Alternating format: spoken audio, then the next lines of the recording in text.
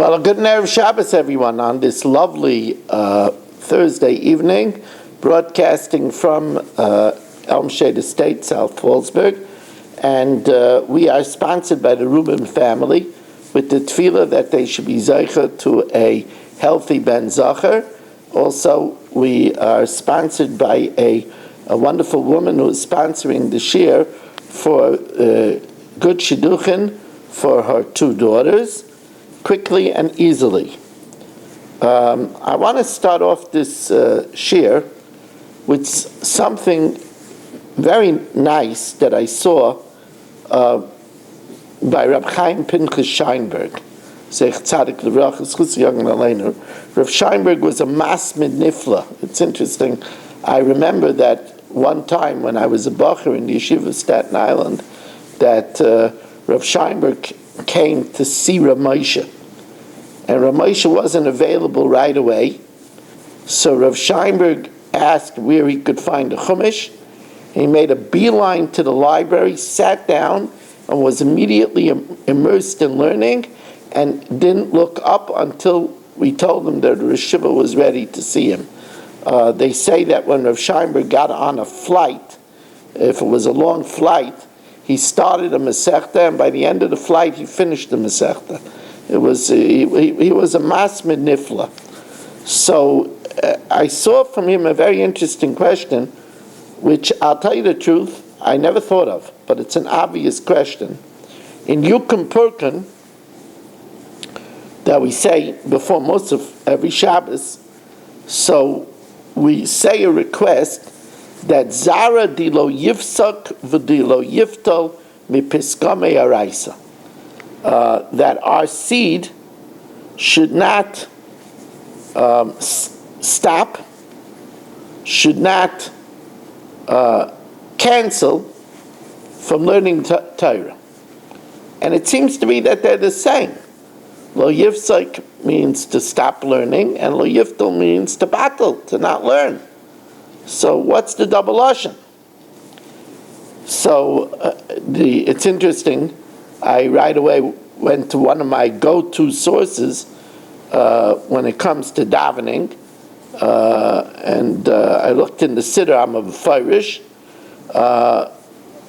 that he learns that lo yifsak means that a person shouldn't stop learning, and even if he does learn, it shouldn't be battle in his learning. You know, you could battle and start talking about the baseball and start talking about politics.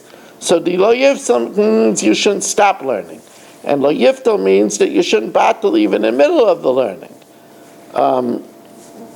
Upon reflection, I was thinking that it also could be that you have different children. So Zara di lo yifsaik,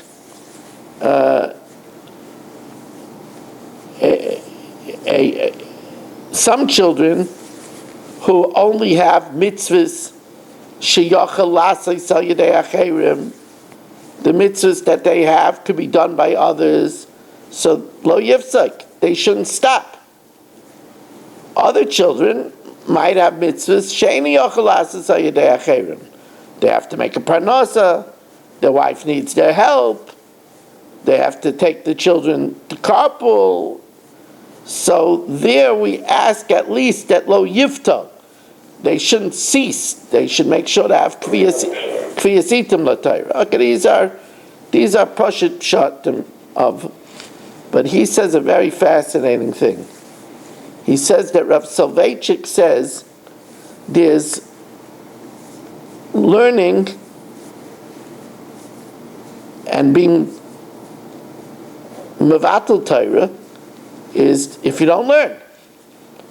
But even if you do learn, but you could have learned deeper, and you could have learned with more concentration, Rav Chaim Soloveitchik says there's bittul Torah also be'eches. That means that you could have learned with greater intensity. That's also bittul Torah. So he says, Rav Scheinberg says, that's Zara di lo yifsak, that he didn't stop learning, and also v'lo yifta, They weren't mavatal from learning as deep and with as great intensity as they can. Now it's interesting that what was simple to Reb Chaim Soloveitchik was not obvious to Reb Moshe, because I had a ma'isa with Reb Moshe. The Reb Moshe was suffering from phlebitis, and I brought him food to bed. And in bed, he was learning from a Tanakh. He was always reviewing Tanakh, Navi. So he said to me that he's mesupik if he's having Yisurin Shel Ava, chastisements of love. The Gemara says sometimes Hashem gives a great tzaddik suffering only in order to give him more olam haba. That's called Yisurin Shel Ava. But the Gemara says that the only time it could possibly be Yisurin Shel Ava is if there's no Bittul Torah. It wouldn't be Yisurin Shel Ava if it causes Bittul Torah. So Rishiva said to me, he's mesupik if it's Yisurin Shel Ava. So I didn't say anything. He said to me, as explanation, it's not Bittul Torah because he showed me, he picked up the Tanakh, he's able to learn Tanakh.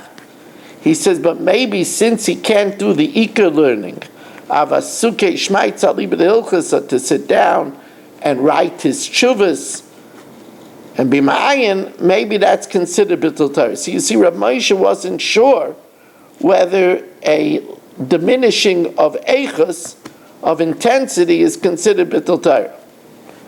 At the time, when I went to the Beis Medrash and told the Bachrim this Maisa, I said, but you know what's most amazing? The Gemara says if you want to know if something is Yisurin Shel Ava, first you have to be pishpesh to see if you had any sin. Because if you had a sin, it's because of the sin. Pishpesh v'loi matzah, if you didn't find any sin, yitla b'bittul Torah. You have to check if there's bittul Torah. If there's no bittul Torah, then be yadua Yisurin Shel Ava. So I said, Rav Moshe already checked, and for sure he had no sins. The only question, he's wondering if it's considered Bittul Torah. Imagine, he had no sins. So I davened this morning in the Satmar. There's a big Satmar next to my house in Lakewood on Marble Avenue, and they recently got a new Rav, a delightful Rav from Montreal. And I was talking to him in the morning, I told him this over, and he said to me, that's Mamish Amaisa with the Yetiv Leiv and the Maram Shik. He said the Yetiv Leiv went to visit the Maram Shik, and the Maram Shik said to him, he knows no such thing as Bittul Torah. By him, there's no Bittul Torah. So the Heisbacher said, did you hear what the Maram Shik said? He doesn't know from Bittul Torah. So the Yetiv Leih said, he said something more. He said he's not worried that it's not Yisurin Shel Ava because he might have sinned. Pishpei Shv'loi Matzah, he found no other sin. And then he said he doesn't know from any Bittul Torah. What great people. There's a Gemara in Brachas on Daf Nun Vav, Haroya Pinchus b'chalaim. If you see Pinchus in your dream, Pele nasalai, wonders will be done for you. Just like wonders were done for Pinchus. It says when he killed Zimri and Cosby, nobody heard him, and there were 12 miracles that happened. So if a person sees Pinchus in a dream, miracles will happen to him. So the Imrei Emes says this fits very much with what it says, Pinchus Zeliyo. Pinchus is Eliyo.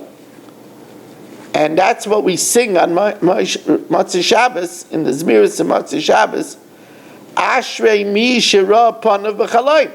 Fortunate is somebody who sees Eliyahu in a dream, because it says somebody who sees Pinchus in a dream, wonders will happen for him. Now, from the fact that it says Misha Ra Panav B'Chalaim, we would think, how do you know it was Pinchus? So nobody says that it's because the person told you I'm Pinchus. They don't say that. Now, in other Gemaras over there in Brachas, it says Haraya Huna B'Chalaim. If you see Huna in a dream, Rashi says you saw the word Huna. But here it says Ra Panav B'Chalaim. You see his face in the dream. How do you know it's Eliyahu? Well, how do you know what Eliyahu looks like? And most people are not zeichet to Gili Eliyahu. How do you know what his face looks like that you should know that you saw Eliyahu who's Pinchus? So Rabbi Yisachar Dov Mebels says a Ma'udik Pshat.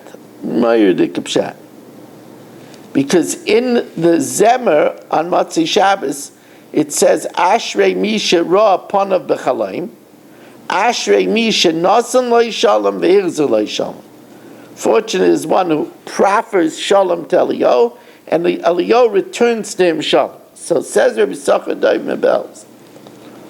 The minig ha'olam is that I say Shalom Aleichem, you say Aleichem Shalom.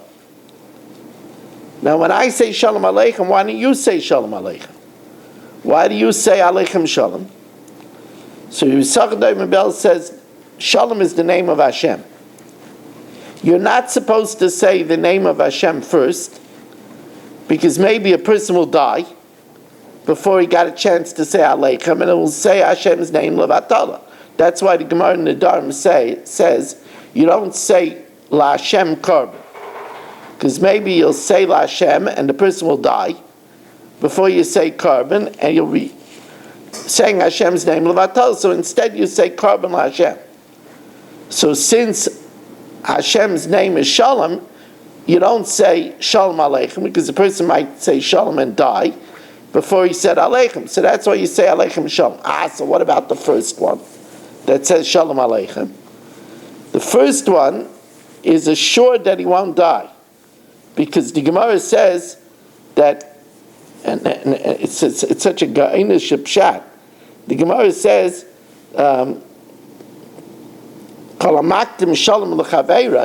whoever is the one to greet first, Marichan Layama V'Shnaisa. So since he greeted first, he's going to live longer. And therefore he doesn't have to worry that he might die. So he could say Shalom Aleichem. But the one who answers, since he's not greeting first, he should say Aleichem Shalom. But Eliyahu Hanavi was told that he would be Chai V'Kayim Lo'olam. He would live forever. So when he returns, you say Shalom Aleichem to him, he could return Shalom Aleichem, because he doesn't have to worry that he's going to die. So that's how you know he's Eliyahu, because you said Shalom Aleichem and he answered Shalom Aleichem. And that's what it says, Ashrei Misha Ra Panav B'Chalaim, Ashrei Misha Nasan Lo Shalom V'Hirzu Lo Shalom. That you gave him Shalom and he returned back to you Shalom, and he didn't say Aleichem Shalom. What a gainish pshat.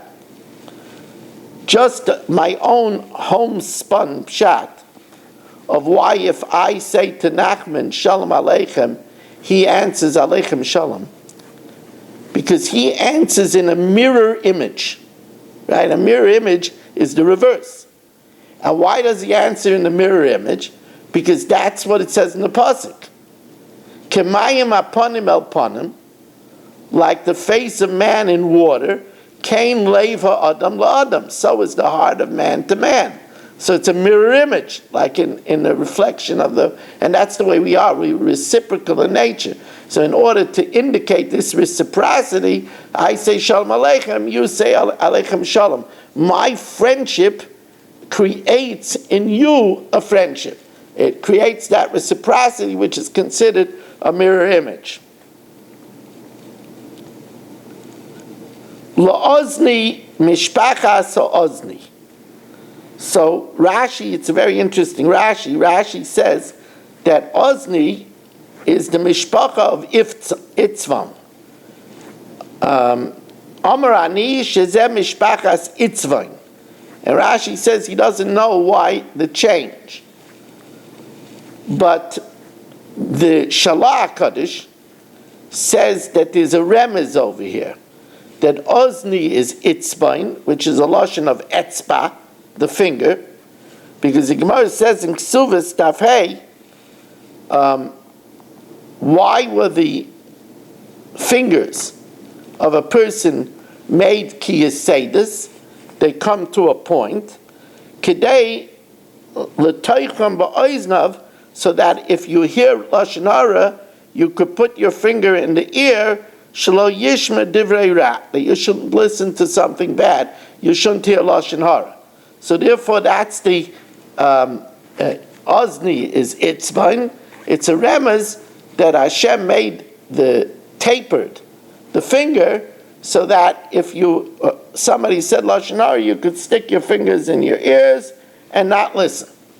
The Gemara also says another thing, and mipnei ma oizen kasha, why are the rest of the cartilage of the ear hard, but ve'el yaraka, but the lobe of the ear is soft? So the Gemara says, she'im yishma adam davar she'eino hagnin, if you hear something that's not proper, yachav el yalasaycha, you bend the lobe into the ear not to listen.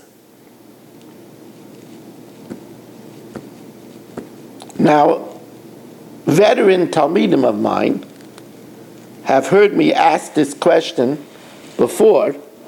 Fact of the matter is,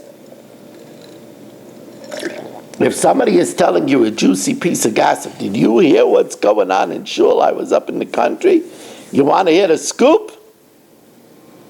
If you try to put your fingers in the ear or bend this over the ear, it's not going to help. Not going to help. So what's the Gemara talking about? So I always learned that it's not the actual putting the fingers in the ear and bending the lobe. It's the fact that Hashem created two features of our anatomy. That it's tapered and the extra piece over here, to remind us not to listen to lashon hara. That's going to help us not listen to lashon hara. It dawned on me, I never realized it, that just like it says that the mouth has two gates, the lips and the teeth, it says Ma yitin lecha, or Ma Yosef lashon remiyah, I gave you two gates, the lips and the teeth. So here also the ear has two lessons. The fingers tapered and the lobe of the ear. It's been pointed out by many that there's no gates for texting. There's no gates for emailing. That's really dangerous. And texting could mamish be a weapon of mass destruction. Person sends out a text, you know, this person, this car mechanic, he's lousy. He had a bad experience, sends out he's lousy. And the next person puts it on his WhatsApp chat, and that person puts it on 4 other WhatsApp chats, and the other person puts it on Instagram, and then on email, and on X, and on here, and on there. It's weapons of mass, and there's no gates for that. We have to be very careful.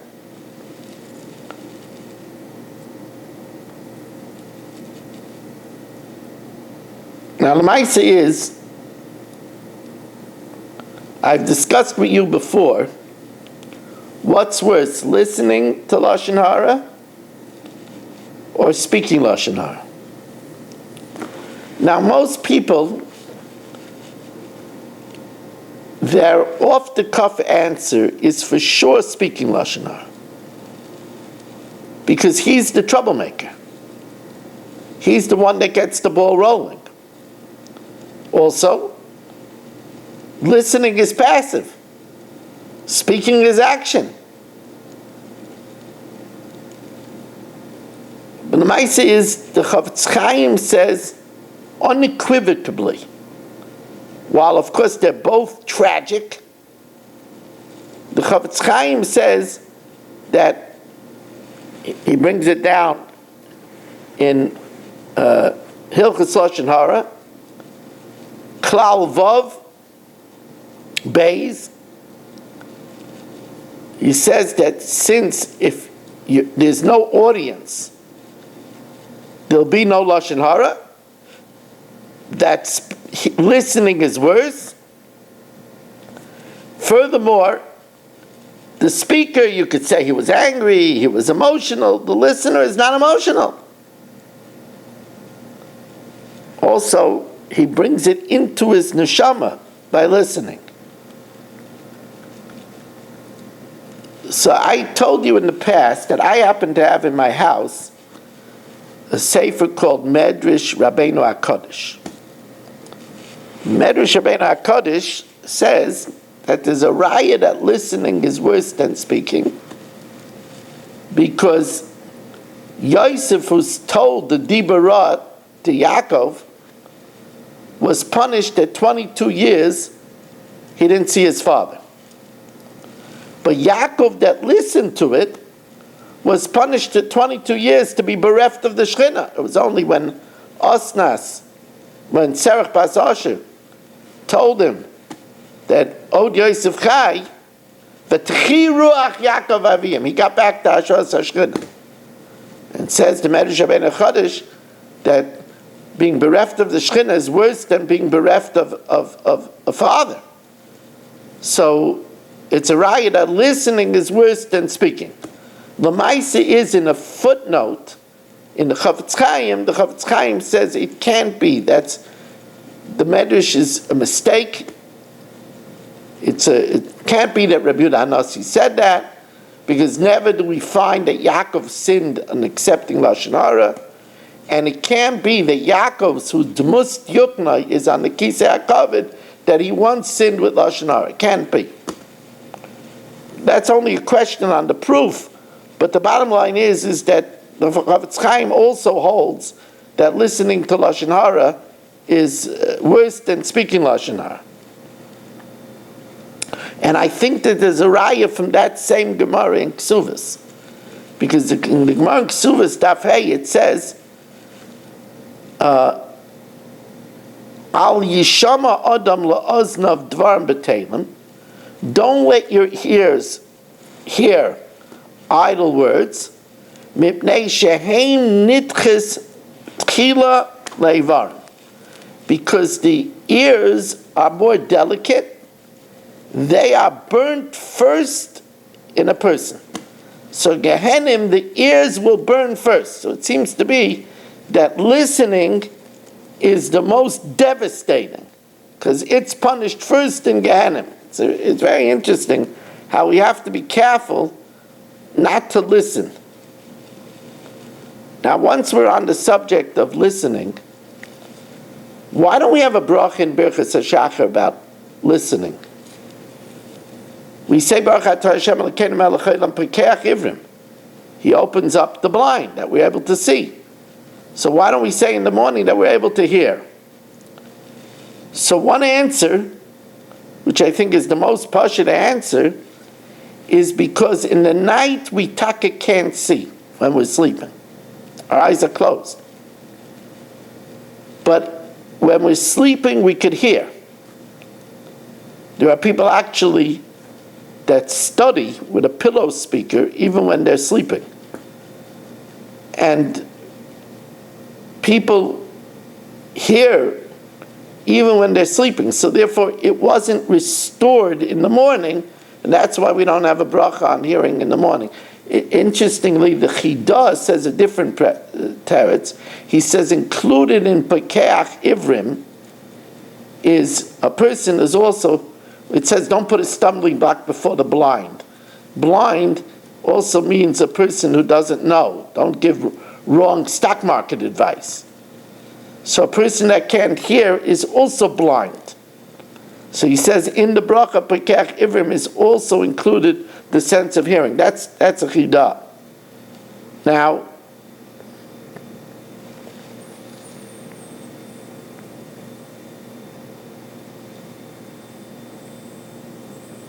I want to add that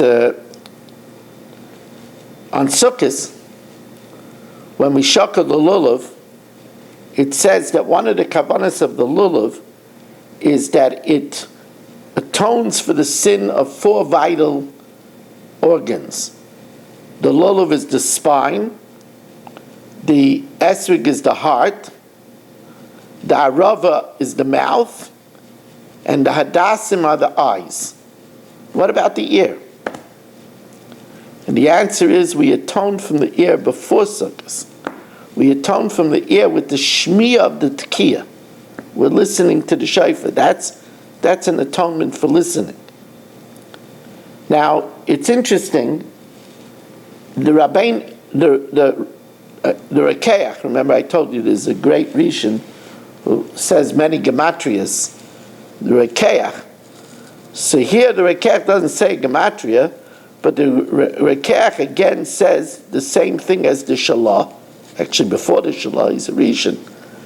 That Ozni hu itzban, because it's a raya that you're supposed to put the etzba ba'oizen, the finger in the ear, im yishma, but he says im yishma nibul peh, if you hear vulgar language. So he puts the emphasis on hearing vulgarity. And that's interesting, because most people think, look, vulgarity I'm not supposed to say. If I hear it, okay, hear it, I'm not the one that's saying it. He's working in the office, and all around him, people are saying vulgarity. It's clear from the Rekeach that one shouldn't listen to vulgarity. Now, you'll say, yeah, but that's in order, because if you listen to it, you might come to slip and say it. That's what one would think. But the Chavetz Chaim says clearly not that way. He says in Shmir Salosh and Shara Zechira Perikei that the Shmir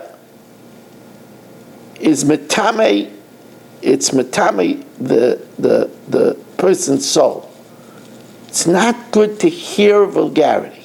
It's not good to hear vulgarity. Rapam used to say that vulgarity is a very serious thing, because the Gemara says in Masechta Shabbos, "Ba'avoin nivel peh," this means speaking it, "Meisu bachure Yisrael," young people died. And people say nivel peh, it's words. It's a very serious business, nivel peh. Just to close this subject, I just want to remind you, I once said this, that it could be that the women wear earrings on the lobe of the ear, because it says, Yud Kavim Sicha Yard Olam. 10 measures of speech came down to the world, and 9 were taken by women. And therefore, to remind us that, remind the women not to speak Lashon Hara, they make noticeable the lobe of the ear to remember that lesson. It's an interesting reason for beautiful earrings. Before we, I want to finish off. We're already late. It's already 29 minutes. I want to say one more thing. But before I do, I want to remind you that we look for sponsors. 718-916-3100, rmmwsi@aol.com. It says, L'fuva mishpachas hapuni. The Orach Chaim HaKadosh says, Fuva is a pair that's dedicated to Torah. And hafuni means that he should make sure lifanois, to remove from the mouth anything besides Torah. Because he says that a mouth that learns Torah has the kedusha of a klei shares, of a ministering vessel. And just like a ministering vessel you don't use for mundane things, so also a mouth that learns Torah should be careful. It shouldn't be used especially for bad things. That's what we say in before Baruch Shar. Reini mezamen SP. I prepare my mouth. It's a klei shares. Lahaida yisul lahalel l'shabeach es bayri. It's interesting that Rabbeinu Ephraim says that whatever, Rabbeinu Ephraim is another Rishon, whatever it says by Mila, it says by Oila, by a burnt offering. So by Oila there's Kabbalas Hadam and a Klei Shares, and by Mila, the Moil does Mitzitza B'Peh, and the Peh is also a Klei Shares. It's very interesting, by the way, that Peh, mouth, is B'Gematria Mila. Peh is 85, and Mila is 85. The Gaon says that the Peh is more than a Klei Shares. The Gaon calls the Jewish mouth Kodesh Kedoshim, Holy of Holies. Remember, the mouth is the major vehicle that defines our life, right? That's the famous Targum in Bereshis, that Hashem made man l'nefesh chaya, l'ruach memalala, a spirit that speaks. What a pleasure to learn Torah with you. We want to wish you a good Shabbos, and now we're going to do the Mishnah Yomis.